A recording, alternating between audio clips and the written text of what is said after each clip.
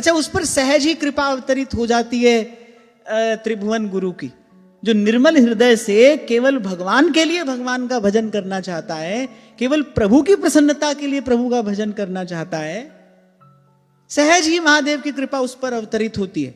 उसका महादेव से परिचय हो कि न हो, वो महादेव को नमन करे न करे। यद्यपि मेरा तो ऐसा मानना है कि गुरुद्वार होता है, जीव और ब्रह्म के मध्य में गुरुद्वार होता है। इस पार से उस पार जाने के लिए द्वार से ही होकर जाना है। और तुम त्रिभुवन गुरु वेद वखाना, मुझे तो नहीं लगता कि ऐसा कोई होगा जो बिना आशुतोष की कृपा के, बिना महादेव की कृपा के श्री ठाकुर जी के चरणों तक पहुंचा होगा।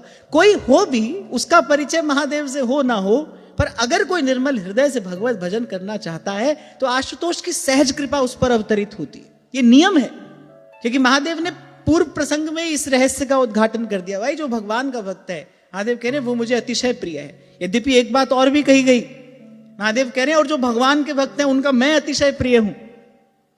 जिनके हृदय में कह रहे भगवान की भक्ति है, उनकी सहज ही मुझ में प्रीति होती है। एक बात और कहना चाह रहा हूं मैं यहां, एक सच्चे वैष्णव में यह भाव सहज होता है, उसको प्रयास नहीं करना पड़ता। एक बात होती है जो किसी से सुनकर, महिमा जानकर उसके प्रति आपके हमारे मन में उसका आदर होता है। एक होता है सहज, एक स्वभावगत एक भाव है आपके भीतर।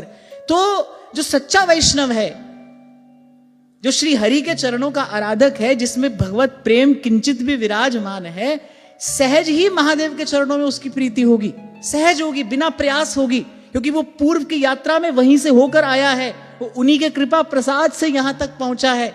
और ये बात कोई मैं नहीं कह रहा हूं। जा पर कृपा न करही पुरारी। अब इससे अधिक तो और भगवान क्या कहेंगे। सो न पाव मुनि भगति हमारी, सो न पाव मुनि भगति हमारी। और आगे भगवान कह रहे शंकर भजन बिना नर, अरे भगति न पावही मोर। नियम है, ये नियम है।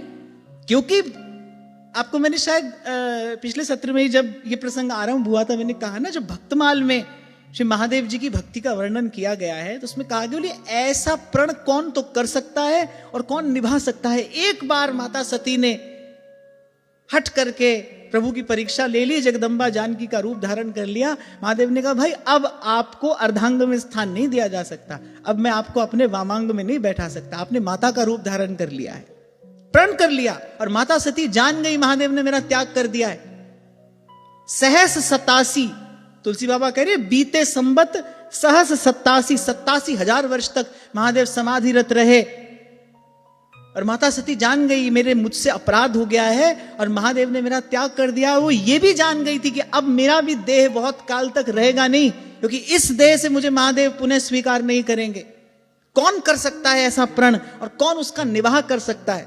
इसीलिए मैं आपसे सदा कहा करता हूं भाई, इनके जैसा भक्त भी कोई नहीं है, इनके जैसा संत भी कोई नहीं है, इनके जैसा बैरागी भी कोई नहीं है, और इनके जैसा हरि चरणों का अनुरागी भी कोई नहीं है। तो कोई इनको जाने न जाने, अगर कोई भगवत भजन के लिए चला है तो इनकी कृपा उस पर सहज अवतरित होती है। अब देखो, प्रचेताओं ने तो कोई आह्वान नहीं किया था, महादेव को बुलाया नहीं, तभी तो विदुर जी ने पूछा मैत्रेय जी से, अरे योगियों को जिनका ध्यान दुर्लभ है, जो ध्यान में भी नहीं आते, वो प्रचेताओं को प्रत्यक्ष मिल गए। कैसे मिल गए, कैसे उनका दर्शन हो गया? क्योंकि भाई सीधे सच्चे हृदय से भगवत आराधन के लिए चले हैं, भगवान से मिलने के लिए चले हैं।